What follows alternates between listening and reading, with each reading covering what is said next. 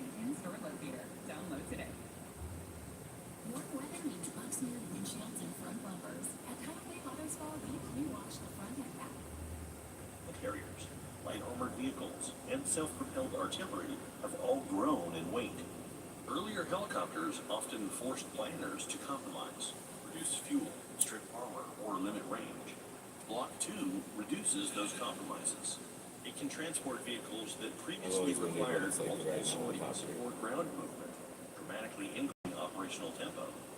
This capability becomes even more important in mountainous regions, deserts, and island chains where ground infrastructure is limited or easily targeted. The Chinook can move supplies, vehicles, and troops directly to forward positions without relying on roads, bridges, or ports. In an era where logistic lines are increasingly vulnerable, that flexibility is strategic. The question, then, is whether the CH-47F Block II has real competitors. Within Western militaries, the closest comparison is the CH-53K King Stallion. The CH-53K offers greater maximum lift capacity and was designed as a clean sheet, next-generation heavy-lift helicopter. I don't know if that's what I want to watch. Helicopters are really fake.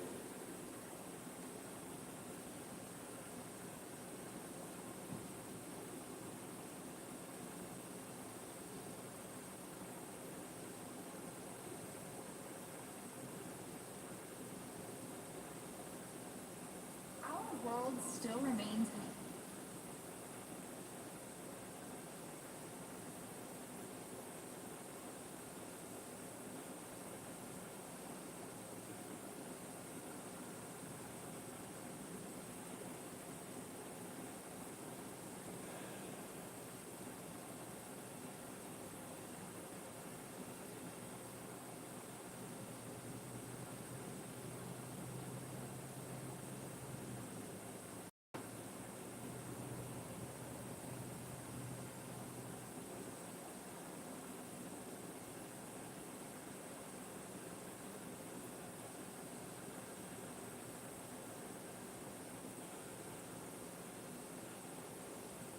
Right now, I'm going to...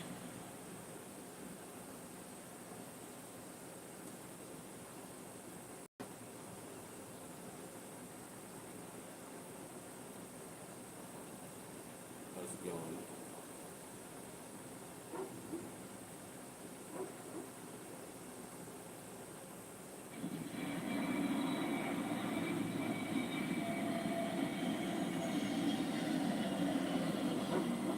This plane was landing just as Cyclone Fengal was wreaking havoc in India. The landing attempt was unsuccessful. Got any suggestions? some.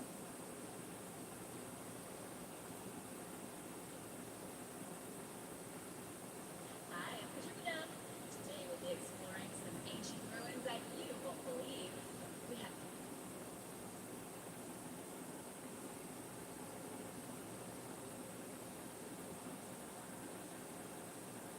What?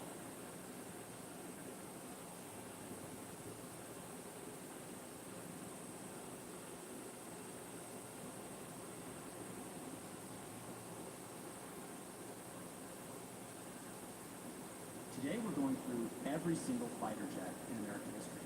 If you don't know these aircraft, this video is for you. By the end, you'll know every one of them. F-1 all the way to F-117. First, what does the F even stand for? Fighter. That's it. But here's what most people don't know. Before 1947, they didn't call them fighters. They called them pursuit planes. That's why you had the P-51 Mustang, the P-47 Thunderbolt. The P stood for pursuit. When the Air Force Those became planes are branch in brand. 1947, they switched P to F, but the numbering kept going. Then in 1962, everything changed. The Air Force and the Navy had been using completely separate naming systems. The same jet would have two completely different names depending on who you ask. So the government said enough. They hit reset. One unified list starting from F1. That's the list we're going through today. In 1962, the United States introduced a unified aircraft naming system. At that time, the F1 to F11 numbers were assigned to existing jets. Most of these were Navy carrier aircraft that were simply renamed. Some of them were already being retired. These were the first.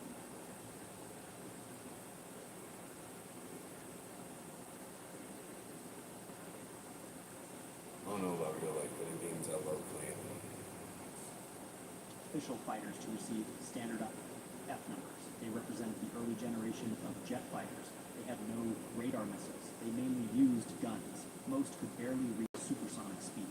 They were simple aircraft compared to later designs. They marked the beginning of modern fighter development. F-1 Fury, America's first left-wing carrier jet. I can't believe some of these even actually existed. It's nuts.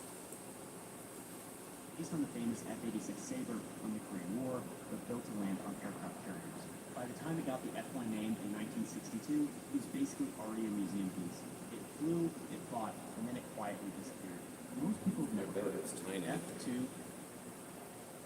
Banshee, one of the Navy's very first jet fighters, flew combat in the Korean War. Twin engines, straight wings, guns. By 1962, when it got the F-2 name, it was already retired. Got a number on its way out the door. F-3, Demon.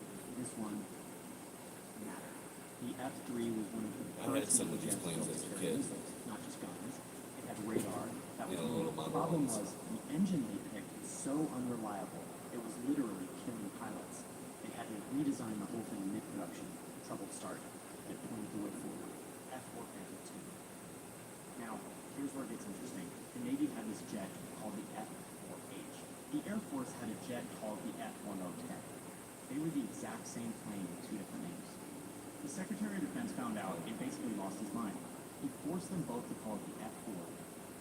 And They did that to steal money, I'm sure. Government's crooked like that, obviously.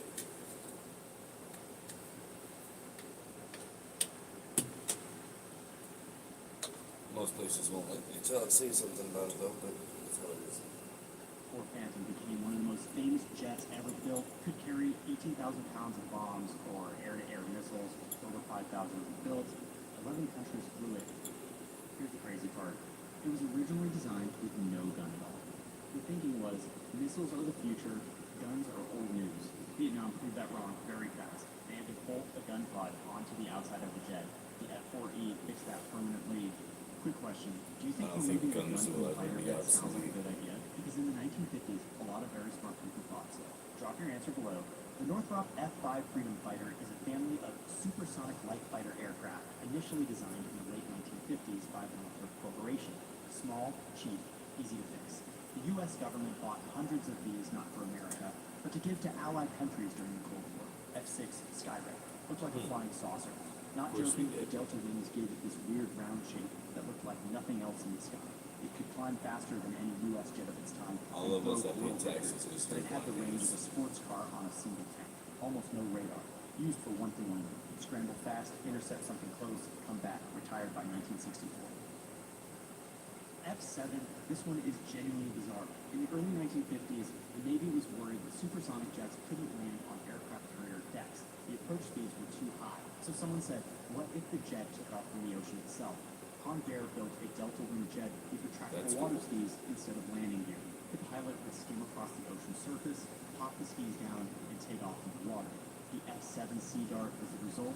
It was the first and only seaplane ever break the sound barrier. In 1954, test pilot Charles Richford pushed it supersonic in a shallow dive. And 4 months later, he was killed when the aircraft disintegrated at low altitude during a public demonstration. The program was immediately canceled. 5 were built, 3 ever flew. I wonder what When the kind of 1952 sea Unified jets we Naming have System now. came in, one surviving Sea Dart was still technically on the Navy inventory. So it got the F-7 designation almost by accident, right before being struck off the books that same year.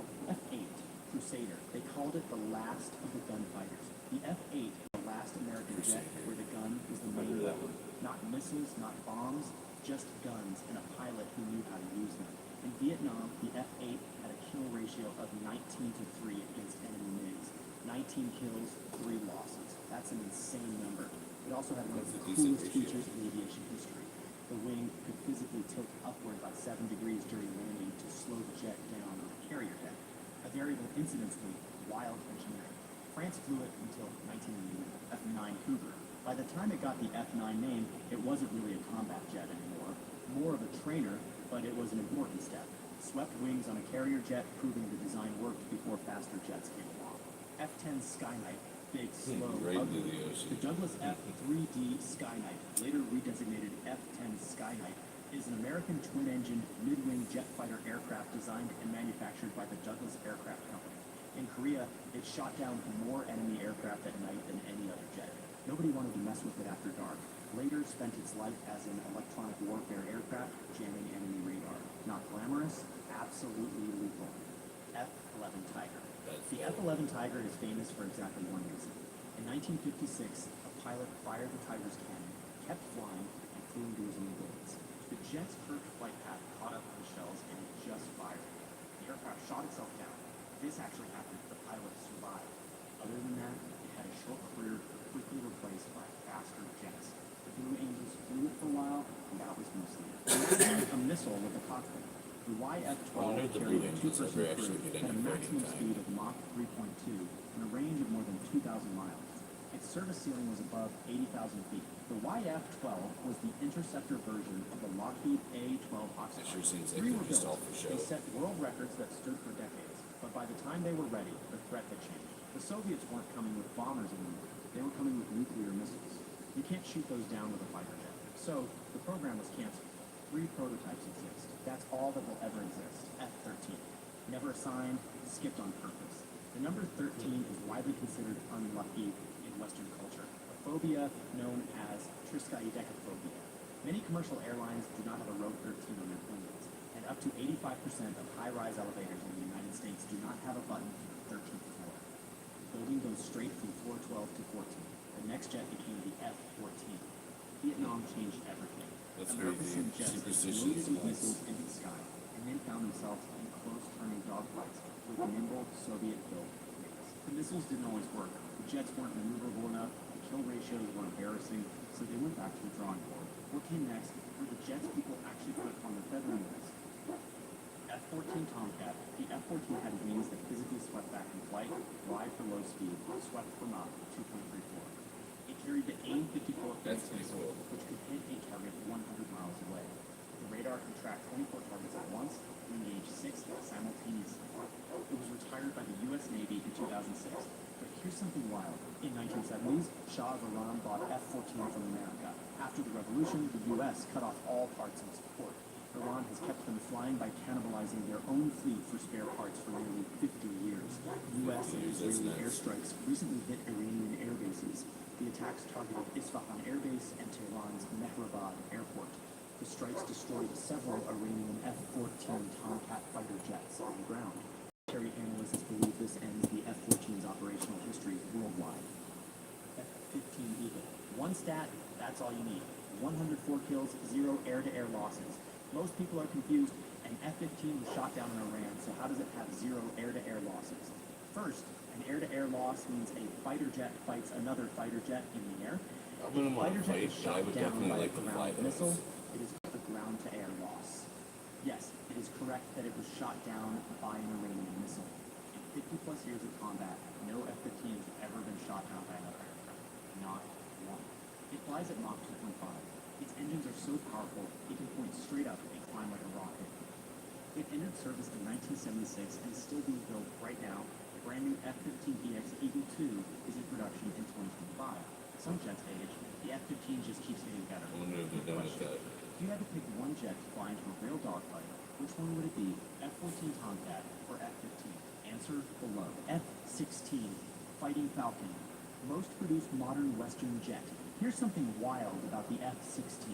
It was intentionally designed to be aerodynamically unstable. Left alone, it would crash. A computer fires 40 times per second to keep it in the air, making tiny adjustments the pilot's hands never could. That instability is actually what makes it so insanely agile. Single engine, cheaper than the F-15, could do almost everything. Dogfight, bomb targets, sink ships. Over 4,600 built. 29-plus countries fly it. Still in production today. The most produced Western fighter jet in history.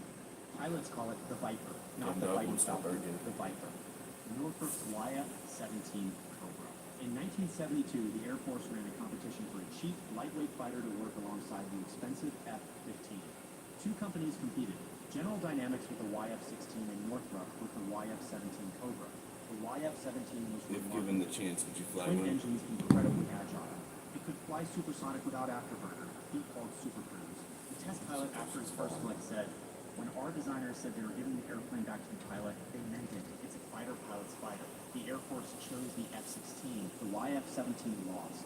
End of story, or so it seemed. Then Congress told the Navy to pick one of those two jets for your carriers.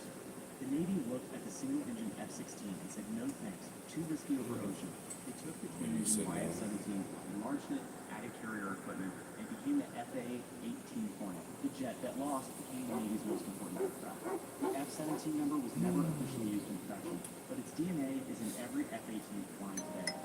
Pretty sure one of the kids are teasing. FA-18 Hornet and Super Hornet. The Navy had a problem. The F-14 was incredible but expensive. They needed one jet that could both fight other jets and bomb ground targets. The Hornet was the answer. The upgraded version, the FA-18E/F Super Hornet, is bigger, flies farther, carries more. When the F-14 retired in 2006, the Super Hornet took over everything fleet defense, I would love strike to hear mission, supersonic reconnaissance. being Blue let go. Angels still fly the Hornet. Not the most glamorous jet, but it never breaks down. And in the Navy, reliability is everything. F-19 officially never assigned. But in the 1980s, toy companies sold model kits of a fake F-19 stealth fighter, and it looked strangely close to what the real secret jet turned out to be. Many believe F-19 was held in reserve for But that thing actually flew. the real secret jet got a very different number. I'll be right back. F-20 Tiger Shark, this one's heartbreaking.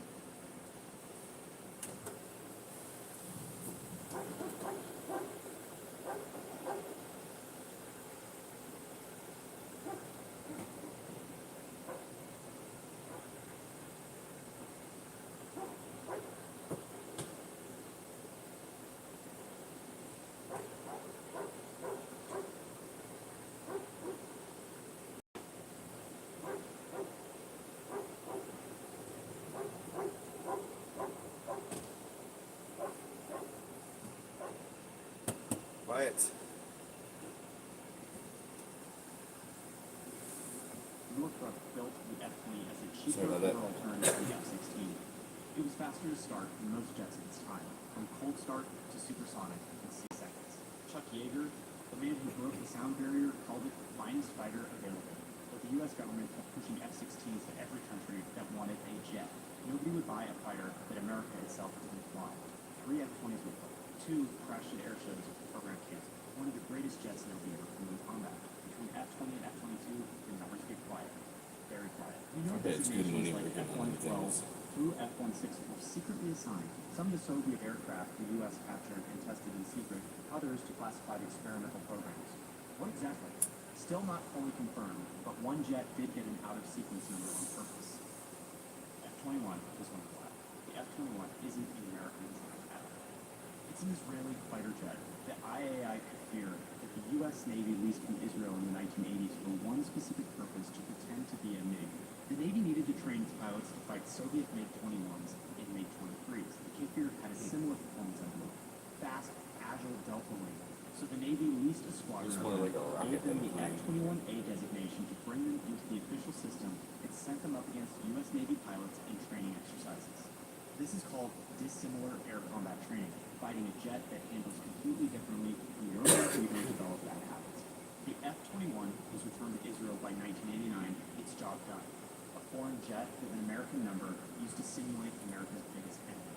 F-22 Raptor. On radar, the F-22 looks like a marble, a literal marble-sized object moving at around Mach 1.5 to 1.8 without afterburner. That's called Super Cruise, supersonic without burning extra fuel, without the heat signature that makes jets easy to detect. The engines can also physically aim their thrust, called thrust vectoring, letting the jet turn at angles that seem physically impossible. Pilots from other countries who have trained against it in exercises say the same thing. By the time you see it, you're already dead. Only when BB-7 were ever built, the program was cut short because it cost too much.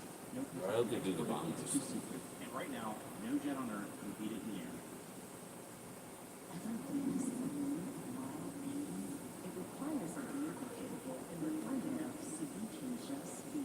Welcome to the Hourglass. Welcome to the CX-50 from Mazda, and soon for its safest new car version.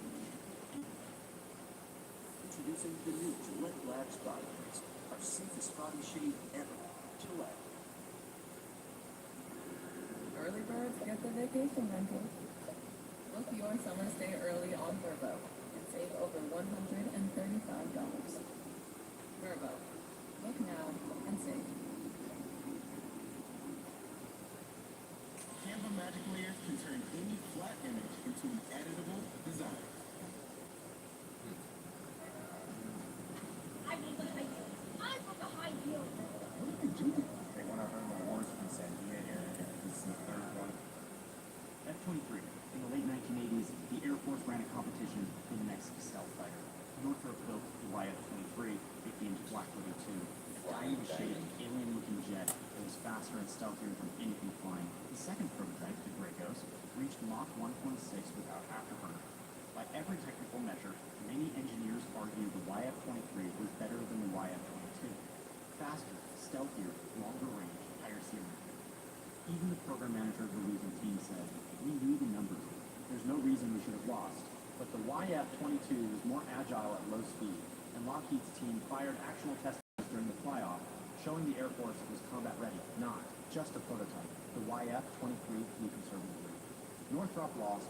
The YF-22 became the F-22 Raptor. Two YF-23s were built and put in museums. That Here's an 22 interesting Raptor is footnote. awesome. The Navy's upcoming F/A-XX stealth carrier fighter, designed right now, looks remarkably like the YF-23. The jet lost in 1991. Its design might finally fly in the 2030s, from F-24 to F-34. Here's the thing about F-24 through F-34. Most of those numbers were consumed by the Joint Strike Fighter competition of the 1990s. Multiple companies submitted. They've had some crazy airplane ideas out there. Lockheed Martin's was the Giant X-35. hotels These were and given stuff, pretty experimental much. X designations for the Hotel competition size. rather than production F numbers. When Lockheed won, instead of giving the winner the next available production number, which would have been around F-24, the military kept the X-35's number and called it the F-35. This is the reason the jump from F-23 to F-35 exists. F-24 through F-34 are effectively ghost numbers consumed by competition proposals, used temporarily for classified projects, or simply skipped because the designation system doesn't require every number to be used. And the military doesn't have to fill in the gaps. If Boeing had won, we'd probably be flying the F-32 today instead. F-35 Lightning II. The F-35 is the most expensive weapons program I wonder what ones we were actually $1.7 creating. trillion. Across its full lifetime, that number is so big, it barely feels real. Three versions: F-35A for the Air Force with normal takeoff, F-35B for the Marines, which can take off in short distance and land vertically like a helicopter, a supersonic fighter jet, and the F-35C for the Navy, built for aircraft carriers. It's not faster than the F-22, not as agile, but it does everything: stealth strike, electronic warfare, reconnaissance, air combat, and it shares data in real time with every other F-35 in the sky. 15 plus countries fly it, so they all see the same battlefield picture at once. 83 in service by 2025. As of right now, F-35s have been used in real combat operations. It's not theoretical anymore. As I mentioned, we are following the numbers, not the actual time. Now let's go back to I wonder if you could 1948 and we will discuss the F-80. If you're the following the public map, can buy you're probably wondering, wait, one of we just those covered the unarmed. F-35. How did we suddenly jump straight to the F-80? It looks like a massive gap, but that's because we just crossed a major historical boundary line. Before 1948, the military didn't use F for fighter. They used P for pursuit, as I mentioned in the start of the video. Numbers through 79 belong to that World War II era, featuring legends like the P-47 Thunderbolt and the P-51 Mustang. When the Air Force officially had one of switched from those P too as to a F kid. in 1948, they didn't reset the odometer. They just kept counting from where the old list left off. And the very first jet to wear that brand new F designation, number 80. The story of the F-80 to F-90 isn't just about airplanes. It's about the moment the United States stepped into the jet age and never looked back. These weren't just machines. They were the first real steps into the future. Some became legends, others were forgotten. But every single one helped shape the fighter jets you see in the skies today. So let's start with the very first. Some of these things don't even The look Lockheed real. F-80 Shooting Star, America's first operational and combat-capable fighter jet. Designed in 1923 by Lockheed's legendary Skunk Works team under Kelly Johnson, the XP-80 made its maiden flight on January 8, 1944, just 143 days after the project began. That's astonishing speed, even by today's standards. The P-80 was its original name during World War II when P stood for pursuit. In 1948, the U.S. Air Force became its own separate branch and changed the name to F-80 because F stood for fighter. By the time production ramped up, the war against Nazi Germany was over. But but the Shooting Star's story was far from finished. The F-80 became the first American jet aircraft to exceed 500 miles per hour, a record-breaking milestone. It was also the first American jet manufactured in large quantities, with over 1,700 Looks like a built. giant During the hill. Korean War, early jet combat over the Yalu River involved multiple engagements between U.S. and Soviet-designed aircraft. On 8 November 1950, Russell J. Brown, flying an F-80 Shooting Star, was credited by U.S. sources with shooting down a MiG-15.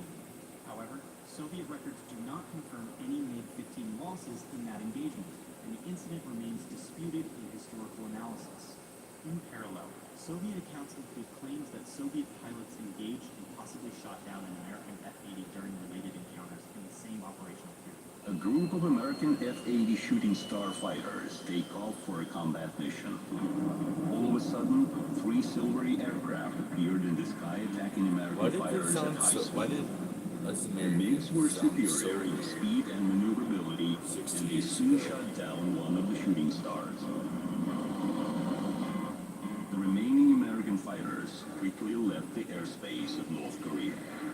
Though U.S. records often attribute those losses to anti-aircraft fire rather than air-to-air combat, because both sides reported different outcomes for overlapping engagements.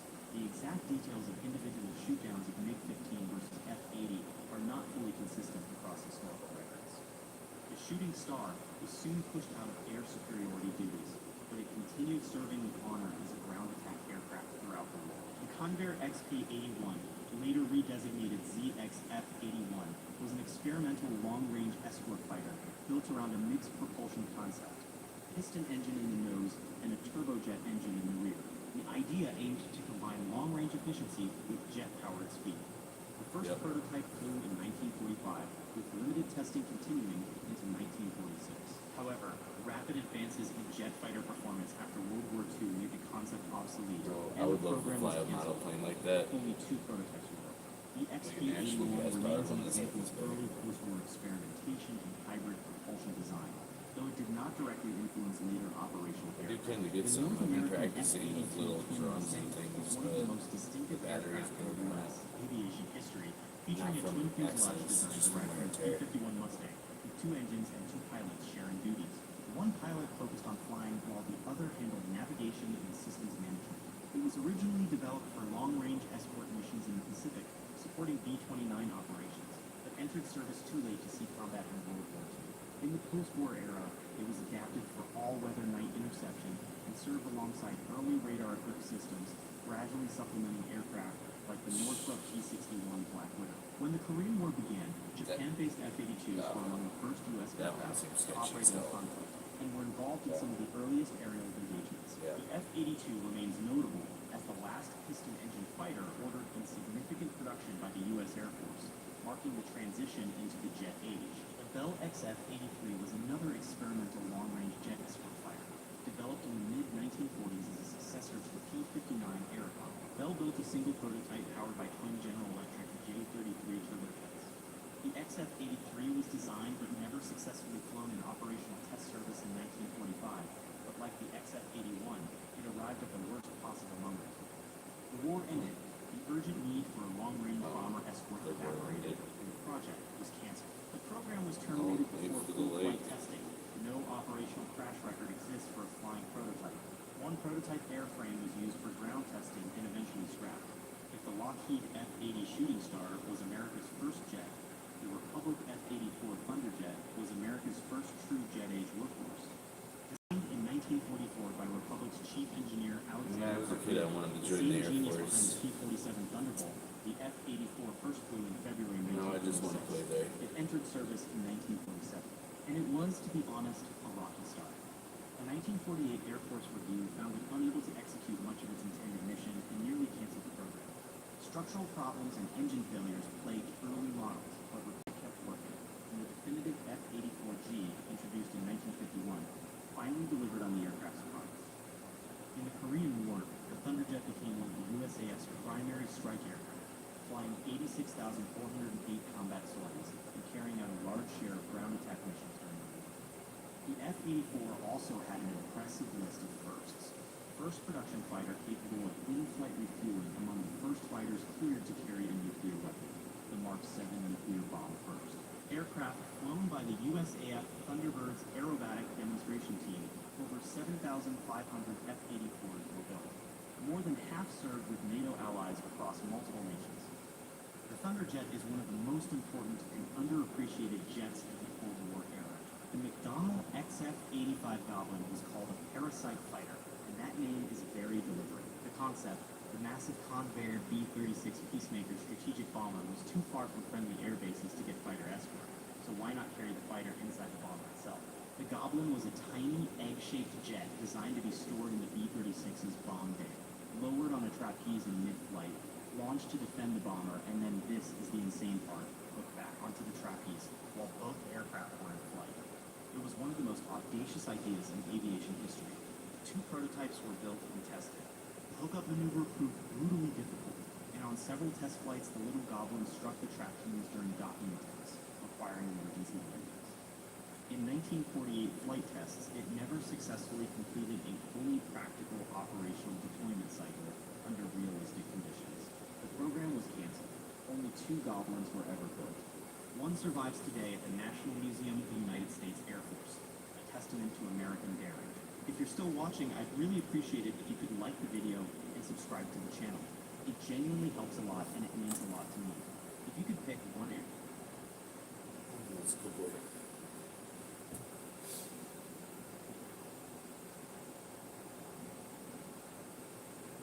That one wasn't as interesting as I thought it would be. I'd watch that guy, but there's a lot of times he doesn't have very good luck with YouTube.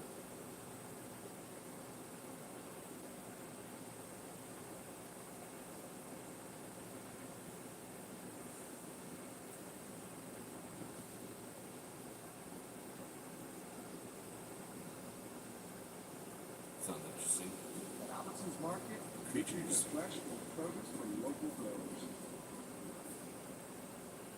It takes 90 seconds for this NASA-engineered AC cool down your room. It's smaller than a toaster, cools any room for 90 seconds, and uses just a fraction of the energy. Wild alligators are thriving inside an abandoned nuclear weapons site. At the Hanford site in Washington, tons of animals are picking up radioactive material from the soil and spreading it across the area. And back in 1954, the crew of the Lucky Dragon No. 5 got hit with nuclear fallout from a hydrogen bomb test, leaving them sick and contaminating their entire catch of tuna. These are horrifying creatures found in nuclear waste dumps. Deep inside a decommissioned U.S. nuclear weapons plant in the southeast, wild alligators are taking over. A BBC Earth episode reports from the front line, followed biologist Laura Kojima and her team as they captured alligators in the contaminated waterways and sediments. So every year they catch dozens of these gators to test for radiation and toxins.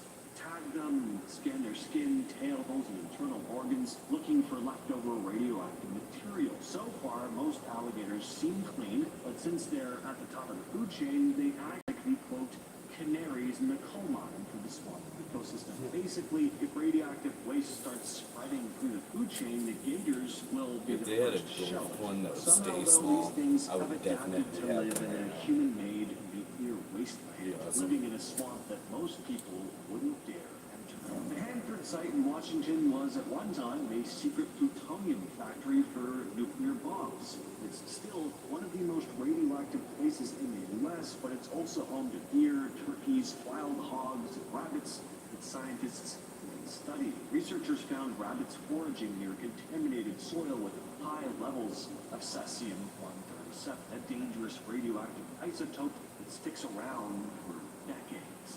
Department of Energy and wildlife biologists monitor these animals because they can carry radioactive particles outside the site. Rabbits eat plants growing in contaminated areas and then move around the site and sometimes beyond. Other animals can show traces of radiation too, but the rabbits consistently show the highest levels. So they're super valuable when it comes to understanding how far the contamination is spread. On March 1st, 1954, the Japanese tuna boat Lucky Dragon No. 5 was fishing near the Marshall Islands when the U.S. Castle Bravo Lucky hydrogen bomb Dragon. test at Bikini Atoll Like Dock, 50 megatons, Doesn't way sound bigger like than they'd apparently expected. Crew members saw this massive flash, and hours later, white powdery substance started blanketing the ship. While they scooped it up with their bare hands, it filled their hair, their noses, their eyes, even got into their underwear. That dust carried fallout, cesium, strontium, and uranium. The crew got sick right away. Nausea, burns, red eyes, bleeding gums. One man, Chief Radio Man Aikichi Kubayama, died in September that year from radiation sickness, making him the first person to die from a hydrogen bomb blast. Other crew members suffered severe symptoms and spent weeks in the hospital. They had to dump 2 tons of tuna once the ship returned to port. They were completely contaminated. The fallout had spread over 7,000 square miles of emissions. In some areas contaminated by radiation, eastern tree frogs have been found with black skin, a condition called melanism. Scientists think this dark color happens because these frogs produce extra melanin, the pigment that gives skin its color. Those must be the To gay protect frogs. themselves from harmful UV rays or radiation, studies near nuclear sites show that these frogs living in radioactive zones develops this black skin over time, which is unusual, of course, compared to their normally green or brown cousins. The extra melanin might help absorb or block radiation and UV light, acting like a natural sunscreen. We're still trying to figure out exactly how this dark skin helps them, and whether radiation It looks caused neat. genetic changes or triggered the melanin increase in some other way. Either way, though, seeing entire populations of frogs turn black near nuclear contamination zones, it's pretty eerie. In Oneida Lake, New York, walleye fish started appearing with tumors. This comes from exposure to chlorinated wastewater effluent. That's water discharged from treatment plants containing chlorine byproducts. So these chemicals don't break down easily. They can build up in the lake. These tumors are obviously a sign that pollution in the lakes has carcinogenic effects, meaning it can cause cancer. Walleye are especially important too because they're popular for fishing. So this is worrying not only scientists, but fishermen and the communities who depend on the lake. Back in the 70s, a coal-fired power plant in North Carolina started dumping wastewater full of selenium into Belly's Lake. Over time, it completely wrecked the fish population. By the early 2000s, the number of fish species in the lake dropped from 24 down to just 6. Most of the fish couldn't reproduce anymore. Once they found that 19 of the original 20 species couldn't produce any surviving offspring. Only smaller fish that ate plankton, like mosquito fish, managed to stick around. They weren't affected as badly by the selenium buildup. Eventually, the plant stopped dumping the waste into the lake in 1986. Levels of selenium in the water dropped way down, and they even restocked the lake with sport fish like bass and bluegill. But even 10 years later, the fish were still having trouble reproducing. That's because selenium sinks to the lake bed and slowly leaks back in the food chain, especially if storms stir up the sediment. To make things even worse, some illegally introduced Alabama bass in 2011. They started out-competing the native bass, especially largemouth. Now state officials are trying to get rid of them by removing catch limits, but the damage is already being done. In the Great Lakes, especially Lake Ontario and Lake Michigan, scientists have seen lake trout hatching with strange deformities. They found fish with weird faces, swollen yolk sacs, which are the little sacs attached to fish embryos that hold the nutrients they need to grow, and they have bloated areas around the heart, symptoms known as blue sac disease. It's caused by exposure to dioxins and toxic chemicals that build up in the water over years from things like industrial waste, pesticides. These toxins settle in the sediment, but work their way up the food chain. Fish And that's at why the top. when I work, Lake I trout make get sure I hit don't hardest spray because they eat anything that has smaller enough water. fish. The damage mostly shows up in the embryos, so it's affecting reproduction more than anything else. Many of the baby fish just don't survive. These deformities were first spotted decades ago and are still showing up in areas where dioxin levels are high. Even That though makes me wonder if regulations we should have cut down on the amount of dioxins going into the lakes, the old contamination is still there. Now, we've talked about all the bad stuff going on with fish, but what about some interesting adaptations? Well, Atlantic tomcod in the Hudson River developed a mutation that lets them survive in waters full of toxins. For decades, the river was basically a chemical dumping ground. Chemicals that usually kill or seriously harm fish, but scientists have noticed that tom cod have developed a genetic mutation that changed how they process foods. Normally, these chemicals get into a fish's cells and start causing damage, but this mutation messes with the pathway that pollutants usually use. Instead, fish store the toxins in the fat, basically locking them away where they can't cause a whole lot of harm. This trait didn't show up everywhere. It's specific to tom cod that live in polluted water. The downside, though, is that these fish are now heavily specialized to survive in dirty, polluted water. If the environment changes again, even if it's for the better, they might not adapt fast enough.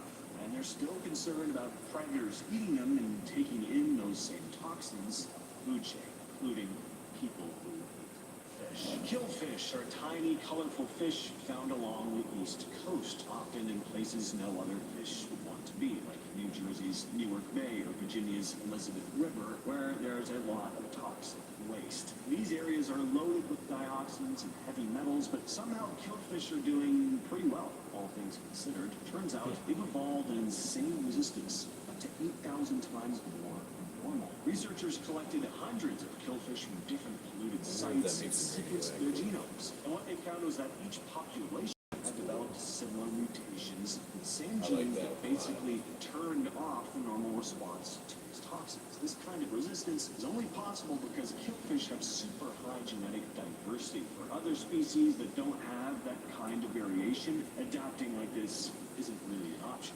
Again, though, there's still food for birds and bigger fish, so there's still a lot of worry as to how all that pollution could affect the rest of the food chain. The Brazilian wandering spider is one of the deadliest spiders in the world. Its venom can cause excruciating pain, and in some cases it's fatal. But what really sets this spider apart is its style of hunting. Most spiders wait around in their webs for their prey to come to them. The Brazilian wandering spider actually goes out, looks. They're nocturnal, so at night they roam the jungle, chasing down insects, amphibians, even small mammals like mice.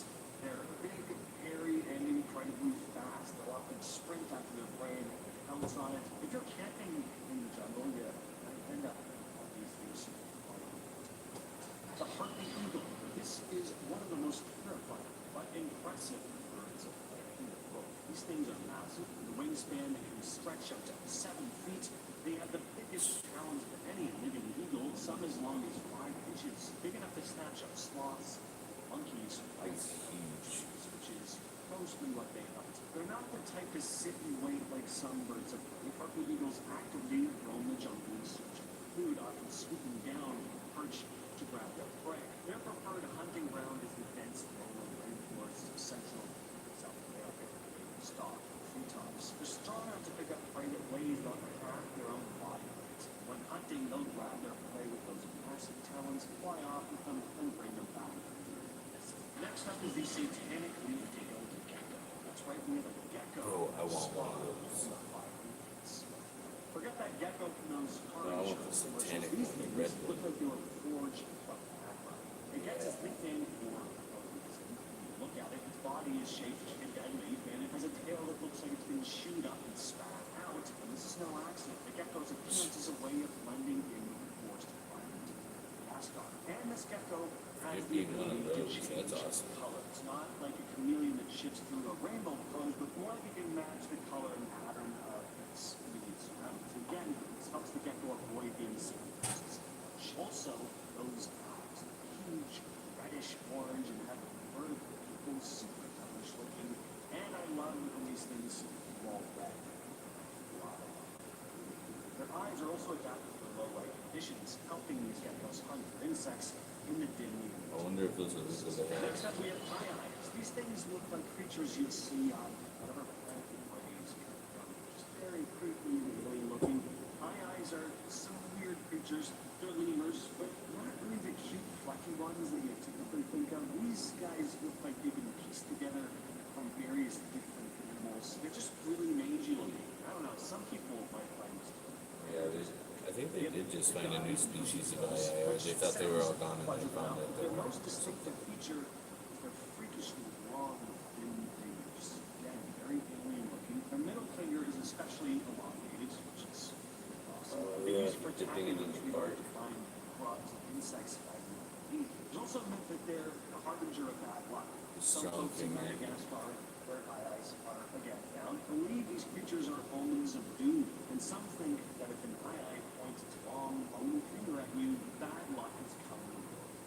Finally, we have Darwin's bark spider. Darwin's bark spider, the small arachnid, also native to Madagascar, has incredible webs. While the spider itself is quite small, its webs absolutely colossal, sometimes spanning rivers. And they're sturdy too. If you come across one without knowing anything about these spiders, you probably think Sheila was stalking the forest. The silk they produce to build their webs is incredibly strong. In fact, it's approximately 10 times stronger than Kevlar. The females, which are bigger than the males, build webs that can sometimes measure around 80 feet across. The strength and size of their webs allow them to capture not only small insects, but also larger prey. Webs are often found with upwards of 30 prey insects caught. Back in the 1940s and 50s, the U.S. dropped 43 nuclear bombs on Eniwetok Atoll. Decades later, scientists noticed something pretty weird. Sea turtles had nuclear pollution in their shells. Turns out turtles pick up this radioactive material when they eat algae or swim through contaminated water. That radiation gets locked into layers of their shells. Scientists grabbed some turtle shells, even old museum samples, and found nuclear material buried in different layers. One sample collected in 1978 showed uranium in the shell 20 years after the tests stopped. Off the coast of Greece, there was this story about a pale, mutated, misshapen dolphin. So this photo here was snapped by a man named Harvey Robertson, a Scottish tourist on a boat cruise.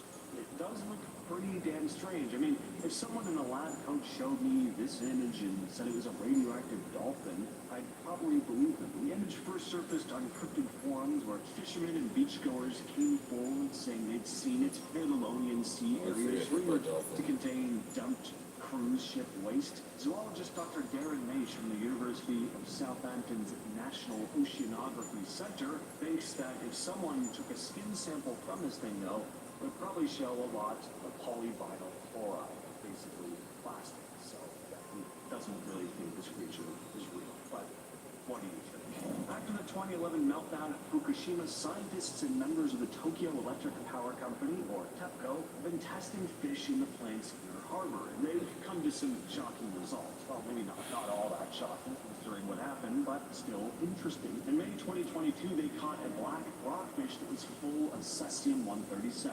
180 times Japan's safe limits. Over a year-long period, they found 44 fish above the limits, caught inside or near the same four areas. These contaminated fish are almost all bottom dwellers, feed off the sediment where radioactive cesium is settled.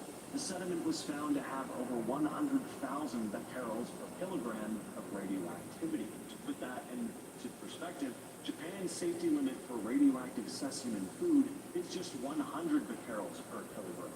This stuff was literally 1,000 times over the safe limit. So, way too dangerous for human exposure, obviously.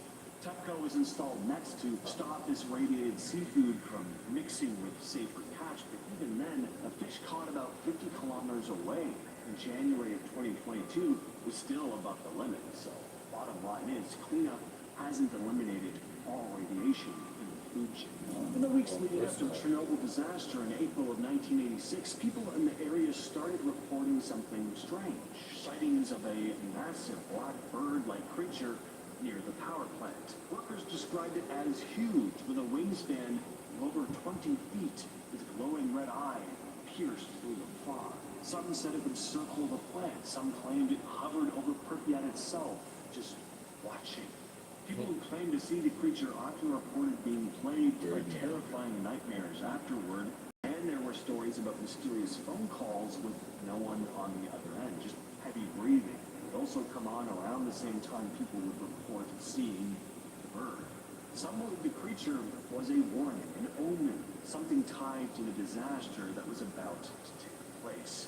After the explosion at Reactor 4, the sightings stopped. No one claimed to see the blackbird again. Now, here's something that is totally verified. Inside the ruins of Chernobyl nuclear power plant Scientists I discovered would something never look at it very making a car unexpected. fancy A work black or fungus that anything. seems to grow toward radiation. This I already fungus work too close to called a McDonald's factory. Cladosporium sporosporum. I think I'm pronouncing that right. Probably not though. Well, it seems to feed off the radiation. Researchers first noticed it because it was spreading on the walls of the reactor's damaged areas. What makes this fungus so weird is that it contains high levels of melanin. Again, that same pigment that gives human skin color. Melanin, in this case, seems to help the fungus absorb radiation and possibly convert it into chemical energy to grow. It's like the fungus is photosynthesizing, but instead of using sunlight, it's using radiation. When scientists studied it, they found that the fungus actually grew faster when it was exposed to gamma radiation. Not just resistant, it's thriving in an environment that's lethal to most life on Earth. That's really cool. Now scientists are thinking this fungus could possibly be used for radiation shielding in the future, maybe on space missions. When the Chernobyl disaster happened in 1986, radioactive fallout spread across Europe, settling into forest soil and water. Decades later, wild boars, especially in Germany, are still testing dangerously radioactive. The main problem is that these boars love to dig up and eat underground mushrooms called ear truffles, which are really good at soaking up radioactive particles from the contaminated soil. Even after all this time, radiation levels on the surface have dropped as well, but mushrooms keep pulling all that radioactive material up from the ground. Since boars rely on them as a big part of their diet, the animals end up with high levels of it in their bodies. Some samples tested in Germany have shown levels of radioactivity far above safe limits for human consumption. It's such a big issue that hunters who kill these boars are required to have them tested before the meat can be eaten or sold. In a lot of cases, the meat is just discarded. And these radioactive boars have spread all across Europe, migrating and mixing with other populations. A two-headed brown trout was found in a creek in southern Idaho.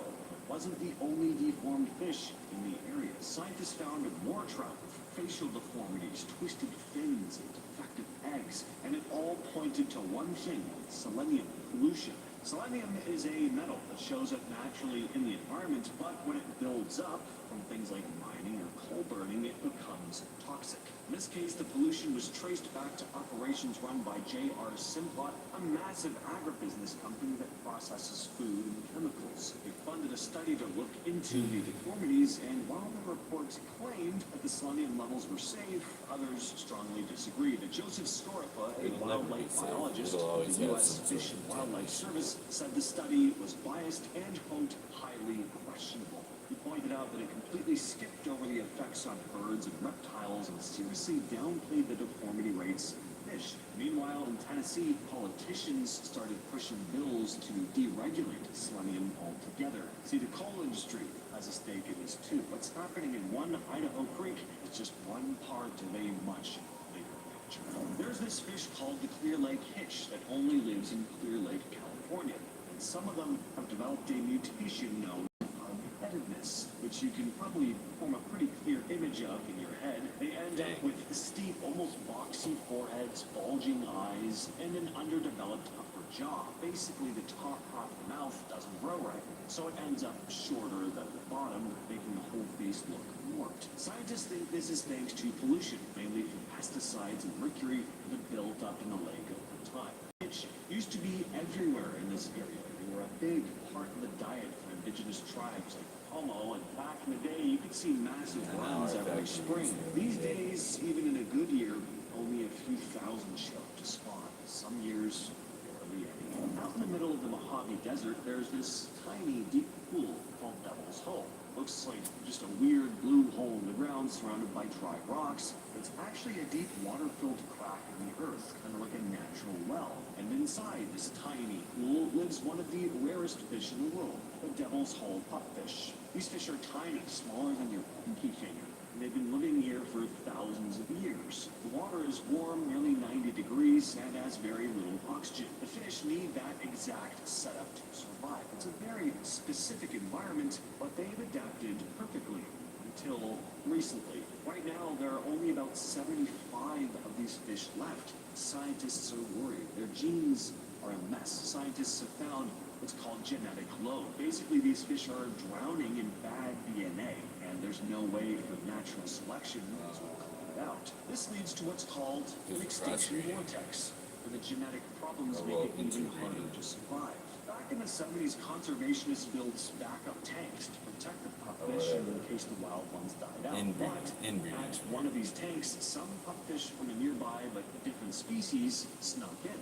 Their babies mixed with the DNA and grew way faster and healthier, even sprouting extra fins. The hybrids exploded in number, which showed biologist Andy Martin that introducing new genes is probably the solution here. Martin thinks the devil's whole pupfish could be saved if they bring in a few of these cousins from a spring just a few miles away. Some conservationists hate this idea. To them, it's not really saving this specific species of fish if you're changing their DNA.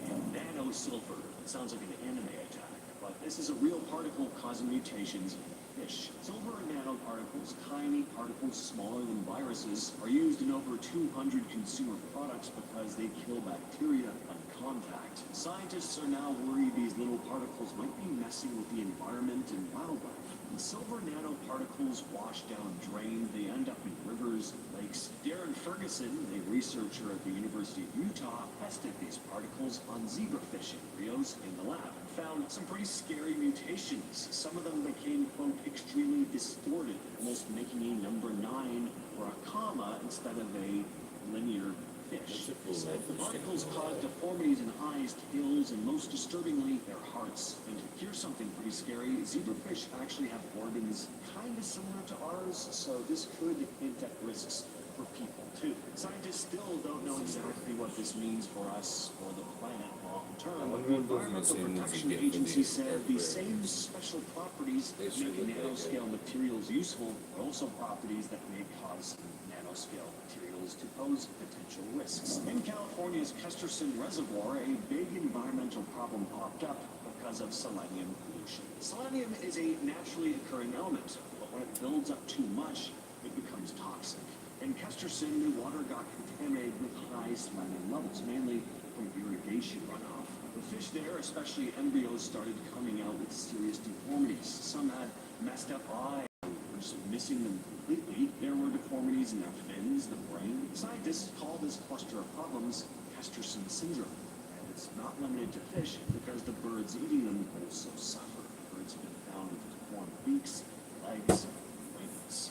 The Gabon viper is a snake found in the jungles of Africa. They can grow pretty large, up to 6 feet long, and they're built to blend in with their surroundings. Its pattern looks almost like dead leaves or tree bark, so it's nearly impossible to spot unless you're careful. But when it feels threatened, it strikes fast. Their fangs can grow up to 2 inches long. The venom is highly toxic, causing rapid pain and swelling, intense pain, and possibly severe shock. The area around the bite is rough. You might see bruising. In more serious cases, the venom messes with your entire body. It can cause uncoordinated movement, make you lose control of your bladder or bowels, and cause your tongue and eyelids to swell up. Eventually, it'll lead to convulsions, loss of consciousness.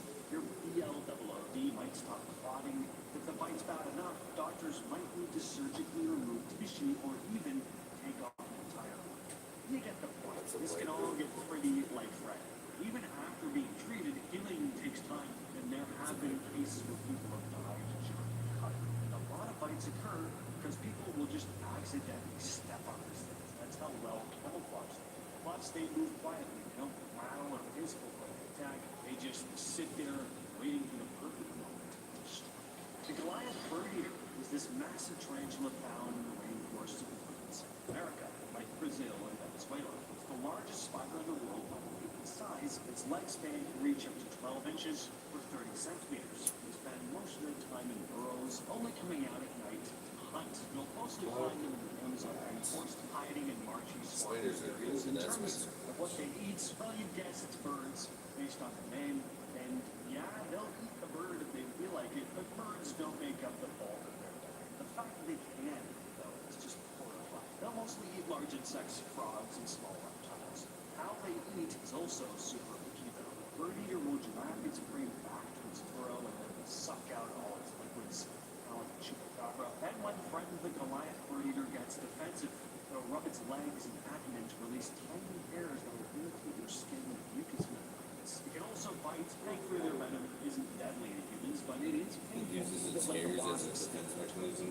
Hey, but who cares about the venom? Fucking itchy. We're talking about a 12-inch spider. That doesn't give you the ick. I'm really not sure.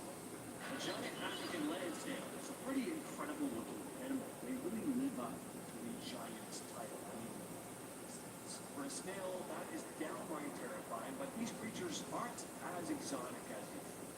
At least not now. Originally in the jungles of Africa, these snails have been causing a lot of trouble around the world as an invasive species. They're found in urban areas and agricultural land nowadays where they wreak havoc on crops and spread disease. They like to hide during the day, typically in shady spots, leaf piles, and tree trunks. They're I most see at these, home I don't know in about that warmer, humid species, environments, but I see these all the time. a wide range of temperatures too, even freezing cold. They can also survive without food or water for long stretches of time by sealing themselves in their shells. And this adaptability makes them pretty dangerous.